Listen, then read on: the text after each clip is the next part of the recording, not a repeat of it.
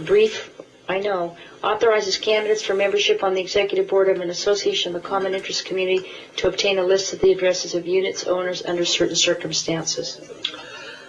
Thank you, Madam Chair, for your courtesy. We appreciate it very much. For the record, Lynn Stewart, representing Assembly District 22, and here to testify and present on behalf Assembly Bill 246.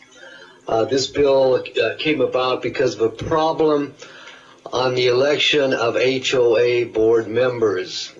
The problem was that those challenging the incumbents were not given access to the mailing list, so they could not campaign and sending out materials to the unit owners in an HOA. So what this bill simply does is requires an HOA board to either provide a mailing list of the unit owners to the challengers to the board incumbents, or require them to send out in their updated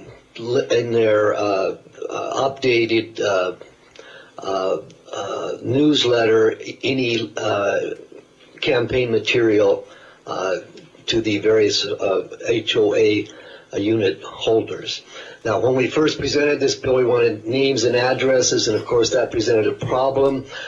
We had police officers and judges and others who didn't want their names and addresses provided, and so now just the address, we've amended it, so just the address is provided, and so that, I think, takes care of that problem. This bill passed the Assembly unanimously. We have some amendments. I'm not real thrilled with any of the amendments. I'll leave that up to your discretion. One provides somebody to opt out. I think if you don't like getting the mail, just glance at it and chuck it. So I'll leave it up to you to go over the amendments, but I would prefer the bill to be considered as it is. So. Mr. Stewart, you do mention the amendments. Committee, we have one proposed by the Commission on Common Interest Communities and Condominium Hotels, which the sponsor has just referenced about the opt-out. We have two amendments provided by the Community Associations Institute Legislative Action Committee, both provided to us today, so we have not had the opportunity to review.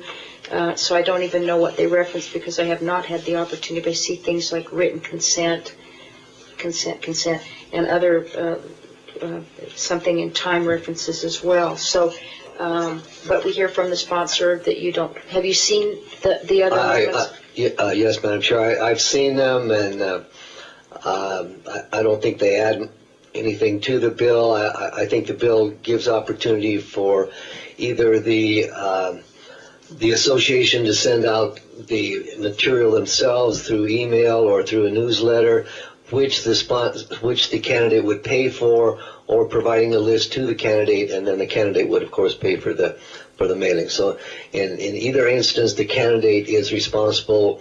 The intent is the candidate is responsible to pay for any costs that are incurred. And also the identity that the homeowners or tenants is not part of this process. It's just addresses, no names, right? Correct. And then here in your measure, Mr. Stewart, on the last page, page 7, there is a reference about failing or refusing to provide written statement signed by the candidate.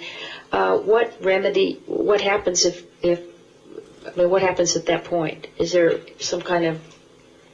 My questions I put: what if they provide a written statement and thereafter use the information for other purposes? Because they're providing statements only for the campaign. What if they use it for other purposes? We did not provide any penalty at all for that. It was the intent that they would use it only for the campaign purposes. I can't imagine why they would want to. There's enough problems with HOAs, and I don't think they would want to cause any more. So, and I'm thinking, excuse me for interrupting, I'm thinking other purposes for marketing something. Okay. We would be happy to put in any some kind of penalty if that would satisfy the committee. Consideration, because we are holding them accountable, but if, right. I mean, we're Scout's honor, but I don't know. There may be some who might choose to use that information for something else. So Okay. Well, we would be. I would be very agreeable to a penalty for. We'll have a conversation about that part if that's all right. Okay. We want to make sure that they don't want to get a lot of things in their mailbox that were unsolicited and might be part of a process that they were Correct. not realizing. That certainly isn't our intent. Okay. So you would consider that. We'll have a conversation, but the others you do not support. Correct. Okay, thank you. Are there questions of the sponsor committee? We have Karen Dennison, who has signed in on this measure. That is the only person I have signed in, either here or in Las Vegas. That's all who's signed in to come forward and speak. So, Ms. Dennison, please. Thank you, Madam Chair, members of the committee. For the record, Karen Dennison, representing the American Resort Development Association. We'd like to thank Assemblyman Stewart for working with us on this bill. We support it as written. Subsection 13B2 was added to conform to SB 200, which is another bill we have on the subject of owners lists. The only thing that's different in SB 200 is, I think we said, the names and addresses of either the delegates or the association, but we're happy to go with just the addresses as presented in this bill. Thank you, and I'll take any questions. Questions of Ms. Dennison? Okay. It looks like Mr. Friedrich's at the table. Be brief, Mr. Friedrich. We have another bill to get back to, please. I promise. I support the bill. It's interesting to note that anything that allows more transparency or is homeowner friendly is always fought by the CAI and the Common Interest Community Commission. One other observation, as you know, we all get a lot of campaign literature in the mail. If you don't like it, as Assemblyman Stewart said, you just chuck it. It's that simple. Thank you, Is Mr. that Friedrich. short enough? Very, Short very enough? nice. Wow, progress, huh? Thank you. And you've been very gracious to, once we started setting some time limits, you've been very honorable with regard to the ticking clock on our computer. Any questions of Mr. Friedrich, committee?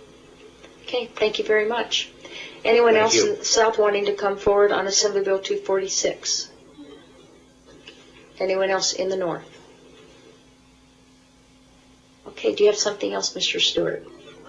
Just once again, Madam Chair, the whole purpose is just to level the playing field, to give challengers the same benefits as incumbents. And again, thank you very much for your graciousness.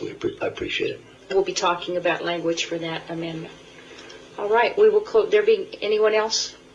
Okay, no one else wanting to come before the committee on Assembly Bill 246. We will close the hearing on Assembly Bill 246 and reopen the hearing on Assembly Bill 223, which makes various changes concerning the execution on property of a judgment debtor or defendant.